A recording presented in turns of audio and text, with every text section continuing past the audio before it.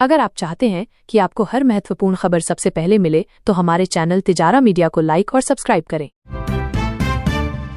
भारत ने स्वदेशी stealth fighter programme को मंजूरी दी। भारत ने अपने पहले स्वदेशी 5वीं पीढ़ी के स्टील्थ फाइटर विमान AMCA advanced medium combat aircraft के विकास को मंजूरी दी है। यह परियोजना DRDO की एरोनॉटिकल डेवलपमेंट एजेंसी के नेतृत्व में होगी, जिसमें निजी क्षेत्र की भागीदारी भी शामिल होगी। इस कदम का उद्देश्य भारत की रक्षा क्षमताओं को बढ़ाना और आत्मनिर्भरता को प्रोत्साहित करना है।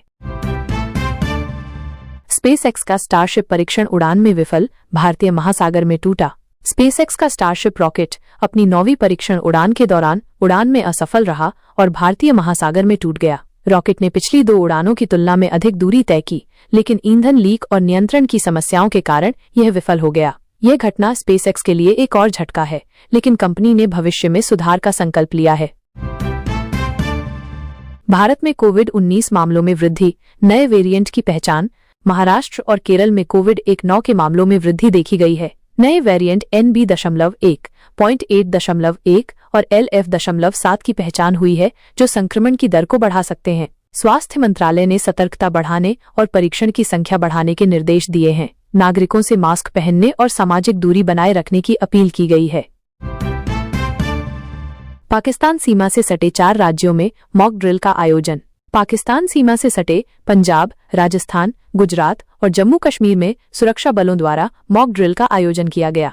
यह अभ्यास हाल ही में हुए पवित्र ग्राम हमले के बाद सुरक्षा तैयारियों की समीक्षा के लिए किया गया। ड्रिल में आपातकालीन प्रतिक्रिया, नागरिक सुरक्षा और समन्वय की प्रक्रियाओं का परीक्षण किया गया।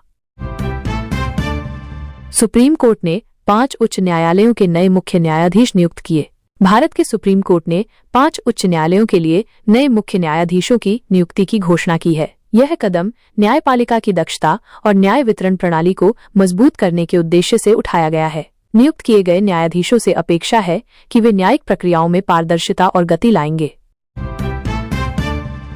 जियो ब्लैकरॉक को म्यूचुअल फंड संचालन के लिए सेबी की मंजूरी। जियो और ब्लैकरॉक की संयुक्त उद्यम कंपनी जियो ब्लैकरॉक को भारतीय प्रतिभूति और विनिमय बोर्ड SEBI से म्यूचुअल फंड संचालन की मंजूरी मिल गई है। यह कंपनी भारतीय खुदरा और संस्थागत निवेशकों को सेवा प्रदान करेगी, जिससे निवेश के अवसरों में वृद्धि होगी।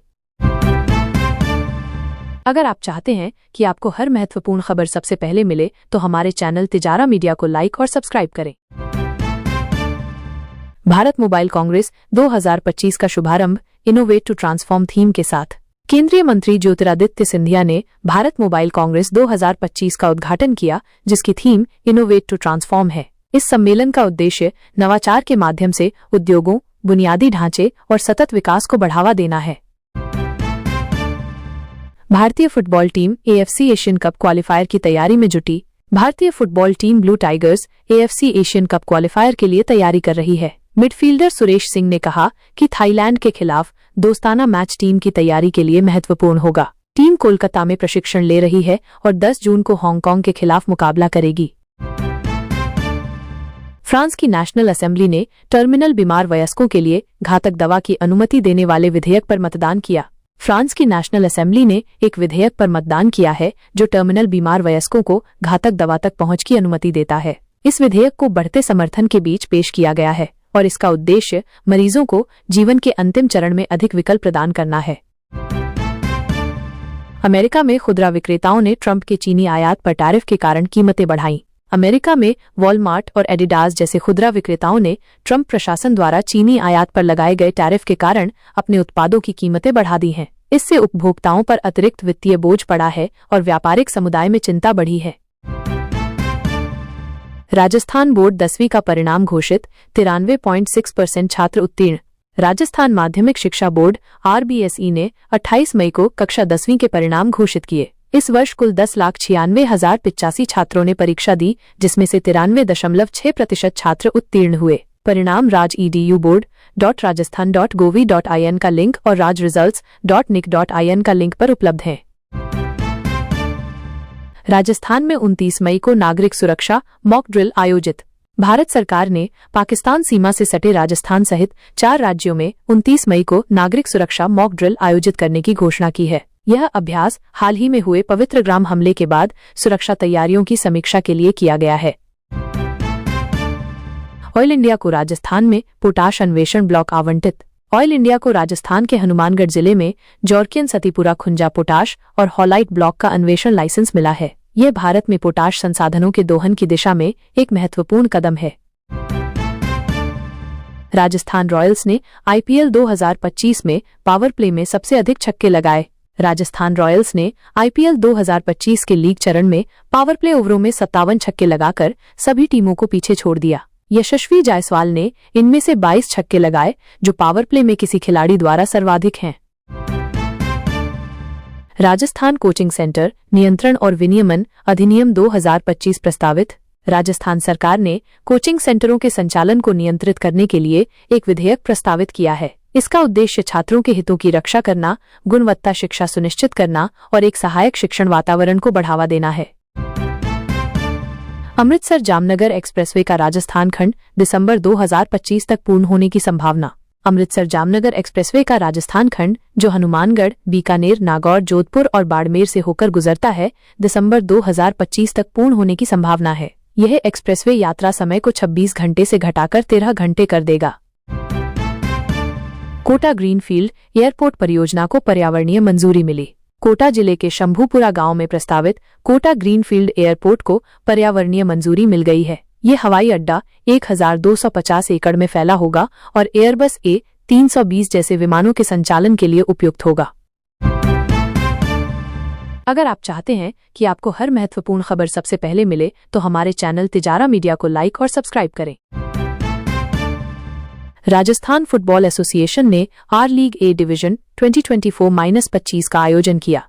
राजस्थान फुटबॉल एसोसिएशन ने 7 अप्रैल से 31 मई 2025 तक आर लीग ए डिवीजन 2024-25 का आयोजन किया। इस 5वें संस्करण में 11 टीमों ने भाग लिया, जिसमें जयपुर, सीकर, सिरोही और उदयपुर की टीमें शामिल थीं। शाहपुरा में फूलडोल मेला आयोजित। भीलवाड़ा जिले के शाहपुरा में रामस्नेही संप्रदाय का प्रमुख वार्षिक उत्सव फूलडोल मेला होली के बाद 5 दिनों तक आयोजित किया गया। इस मेले में भक्तगण फूलों की झूला सजाते हैं और भक्ति गीतों के साथ पूजा अर्चना करते हैं। राजस्थान के खुले बाजारों में पॉलीमर की कीमतें स्थिर। 28 मई को राजस्थान के खुले बाजारों में पॉलीप्रोपाइलिन रैफिया की कीमतें 90 रुपये प्रति किलोग्राम पर स्थिर रहीं। मांग और आपूर्ति के संतुलन के कारण कीमतों में कोई विशेष परिवर्तन नहीं देखा गया। हरियाणा CET 2025 के लिए पंजीकरण प्रारंभ। हरियाणा कर्मचारी चयन आयोग HSSC ने ग्रुप C पदों के लिए कॉमन एलिजिबिलिटी टेस्ट CET 2025 के पंजीकरण की प्रक्रिया 28 मई से शुरू की है। उम्मीदवार 12 जून तक hssc.gov.in का लिंक पर आवेदन कर सकते हैं। यह परीक्षा विभिन्न सरकारी विभागों में नौकरियों के लिए प्रारंभिक चरण है। ऑपरेशन शील्ड के तहत राज्यव्यापी मॉक ड्रिल 29 मई को हरियाणा सरकार 29 मई को ऑपरेशन शील्ड के तहत राज्यव्यापी नागरिक सुरक्षा मॉक ड्रिल आयोजित करेगी। इस दौरान रात 8 बजे से 8:15 बजे तक महत्वपूर्ण प्रतिष्ठानों के पास 15 मिनट का ब्लैकआउट भी किया जाएगा। मुख्यमंत्री ने पंचकूला में फॉरेंसिक साइंसेज यूनिवर्सिटी की स्थापना का प्रस्ताव दिया। मुख्यमंत्री नायब सिंह सैनी ने केंद्रीय गृह मंत्री अमित शाह से पंचकूला में नेशनल फॉरेंसिक साइंसेज यूनिवर्सिटी की स्थापना के लिए मुफ्त भूमि प्रदान करने का प्रस्ताव दिया है। यह कदम राज्य में फॉरेंसिक शिक्षा और अनुसंधान को बढ़ावा देने के उद्देश्य से उठाया गया है। हरियाणा पुलिस के K9 दस्ते ने मादक पदार्थों के खिलाफ अभियान में सफलता प्राप्त की। हरियाणा पुलिस के K9 दस्ते ने मादक पदार्थों के खिलाफ चलाए गए अभियान में 62 कुत्तों की मदद से 28 FIR दर्ज की हैं और भारी मात्रा में ड्रग्स जब्त किए हैं। यह अभियान राज्य में नशे के खिलाफ लड़ाई को मजबूत करने के लिए चलाया गया है। पंजाब और हरियाणा हाईकोर्ट ने संगठित अपराध से निपटने के लिए SOPs निर्धारित किए। पंजाब और हरियाणा हाईकोर्ट ने दोनों राज्यों और चंडीगढ़ के लिए संगठित अपराध से निपटने के लिए मानक संचालन प्रक्रियाएं SOPs निर्धारित करने का निर्देश दिया है। इसमें विशेष टास्क फोर्स, त्वरित FIR पंजीकरण और एकीकृत कमांड सेंटर की स्थापना शामिल है। जय जय जय हरियाणा को राज्य गीत के रूप में अपनाया गया। हरियाणा विधानसभा ने 28 मार्च 2025 को सर्वसम्मति से जय जय जय हरियाणा को राज्य गीत के रूप में अपनाया। यह गीत संस्कृत, हिंदी और हरियाणवी भाषाओं में लिखा गया है और राज्य की सांस्कृतिक विरासत को दर्शाता है। ग्लोबल इंडियन प्रवासी कबड्डी लीग का उद्घाटन गुरुग्राम में हुआ। ग्लोबल इंडियन प्रवासी कबड्डी लीग GIPKL का उद्घाटन 18 अप्रैल 2025 को गुरुग्राम में हुआ। इस लीग में 12 टीमें शामिल हैं, जिनमें 6 पुरुषों और 6 महिलाओं की टीमें हैं। यह लीग भारतीय और अंतर्राष्ट्रीय खिलाड़ियों को एक मंच प्रदान करती है। अमृतसर जामनगर एक्सप्रेसवे का हरियाणा खंड दिसंबर 2025 तक पूर्ण होने की संभावना। अमृतसर जामनगर एक्सप्रेसवे का हरियाणा खंड, जो पंजाब, हरियाणा, राजस्थान और गुजरात से होकर गुजरता है, दिसंबर 2025 तक पूर्ण होने की संभावना है। यह एक्सप्रेसवे यात्रा समय को 26 घंटे से घटाकर 13 घंटे कर देगा। अगर आप चाहते हैं कि आपको हर महत्वपूर्ण खबर सबसे पहले मिले, तो हमारे चैनल तिजारा मीडिया को लाइक और सब्सक्राइब करें। DND-KMP एक्सप्रेसवे का शेष भाग मई 2025 तक तैयार होने की उम्मीद। DND-KMP एक्सप्रेसवे, जो दिल्ली, फरीदाबाद और नूह जिले को जोड़ता है, का शेष 9 किलोमीटर भाग मई 2025 तक तैयार होने की उम्मीद है। यह एक्सप्रेसवे दिल्ली मुंबई एक्सप्रेसवे का हिस्सा है और क्षेत्रीय कनेक्टिविटी को बढ़ावा देगा। हरियाणा ऑर्बिटल रेल कॉरिडोर परियोजना 2025 तक पूर्ण होने की संभावना। हरियाणा ऑर्बिटल रेल कॉरिडोर, जो पलवल से सोनीपत तक सोहना, मानेसर और खरखौदा के माध्यम से जाएगा, 2025 तक पूर्ण होने की संभावना है। इस परियोजना में 4.69 किलोमीटर लंबी अरेवली सुरंग भी शामिल है, जो क्षेत्रीय परिवहन को सुदृढ़ करेगी। प्रधानमंत्री ने यूपी में 600 करोड़ रुपए की परियोजनाओं का उद्घाटन किया। प्रधानमंत्री नरेंद्र मोदी ने कानपुर और ग्रेटर नोएडा में 600 करोड़ रुपए से अधिक की परियोजनाओं का उद्घाटन और शिलान्यास किया। इनमें 220 kV और 132 kV के विद्युत उपकेंद्र, 40 MLD का जल पुनर्चक्रण संयंत्र और GT रोड का चौड़ीकरण शामिल है, जो औद्योगिक विकास और रक्षा गलियारे को बढ़ावा देंगे। गंगा एक्सप्रेसवे 2025 के महाकुंभ से पहले तैयार होने की संभावना। मेरठ से प्रयागराज तक 594 किलोमीटर लंबा गंगा एक्सप्रेसवे दिसंबर 2024 तक पूरा होने की संभावना है, जिससे महाकुंभ 2025 में तीर्थयात्रियों को सुविधा मिलेगी। यह एक्सप्रेसवे राज्य के पूर्वी और पश्चिमी हिस्सों को जोड़ने में महत्वपूर्ण भूमिका निभाएगा। वाराणसी में अंतर्राष्ट्रीय क्रिकेट स्टेडियम का निर्माण प्रगति पर। राजा तालाब क्षेत्र में 30 एकड़ में बन रहा वाराणसी अंतर्राष्ट्रीय क्रिकेट स्टेडियम दिसंबर 2025 तक पूरा होने की उम्मीद है। प्रधानमंत्री मोदी ने सितंबर 2023 में इसकी आधारशिला रखी थी और यह स्टेडियम उत्तर प्रदेश में खेलों के विकास में मील का पत्थर होगा। जीरो पॉवर्टी अभियान ने पकड़ी रफ्तार। 2 अक्टूबर 2025 तक यूपी को गरीबी मुक्त बनाने का लक्ष्य। उत्तर प्रदेश सरकार ने जीरो पॉवर्टी अभियान के तहत 15 लाख सबसे गरीब परिवारों की पहचान कर उन्हें मुख्य धारा में लाने का लक्ष्य रखा है। यह अभियान 2 अक्टूबर 2025 तक राज्य को गरीबी मुक्त बनाने की दिशा में एक महत्वपूर्ण कदम है। 2025 की तैयारियों के तहत पुलिस बल की ड्यूटी बढ़ाई गई। महाकुंभ 2025 की भीड़ को देखते हुए उत्तर प्रदेश सरकार ने पुलिस कर्मियों और अधिकारियों की ड्यूटी बढ़ा दी है। यह निर्णय तीर्थयात्रियों की सुरक्षा और व्यवस्था सुनिश्चित करने के लिए लिया गया है। यूपी में भारत फोरकास्ट सिस्टम लॉन्च, मौसम पूर्वानुमान में सुधार। उत्तर प्रदेश में भारत फोरकास्ट सिस्टम लॉन्च किया गया है, जो हाइपर लोकल मौसम पूर्वानुमान को बेहतर बनाएगा। यह प्रणाली किसानों और आम जनता को सटीक मौसम जानकारी प्रदान करेगी, जिससे कृषि और आपदा प्रबंधन में सहायता मिलेगी।